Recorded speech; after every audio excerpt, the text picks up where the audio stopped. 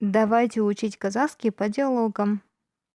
Сенің сүйікті жыл мезгілің қандай? Какое время года у тебя любимое? Сенің сүйікті жыл мезгілің қандай? Менің сүйікті жыл мезгілім жаз. Мое любимое время года это лето. Менің сүйікті жыл мезгілім жаз. Әдетте жазда не істейсің? Что ты обычно делаешь летом? Әдетте жазда не істейсің? Мен достарыммен жағажайға барамын. Қаланың ішінде серуендеймін. Я хожу с друзьями на пляж и гуляю по городу. Мен достарыммен жағажайға барамын. Қаланың ішінде серуендеймін. Сенің қалаң жаз кезінде қандай болады? Каков твой город летом? Сенің қалаң жаз кезінде қандай болады?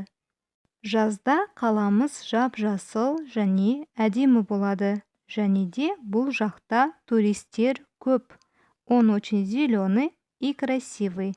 И здесь много туристов. Жазда қаламыз жап-жасыл және әдемі болады.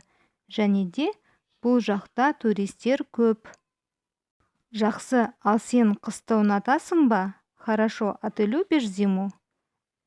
Жақсы, ал сен қысты ұнатасың ба? Жоқ, мен суық ауа райын ұнатпаймын. Маған жылы немесе ыстық күндер көбірек ұнайды.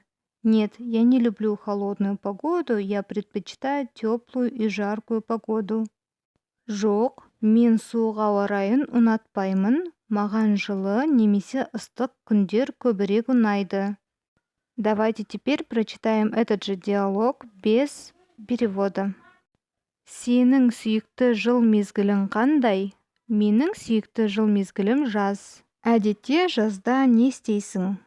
Мен достарыммен жағажайға барамын. Қаланың ішінде серуендеймін. Сенің қалаң жаз кезінде қандай болады?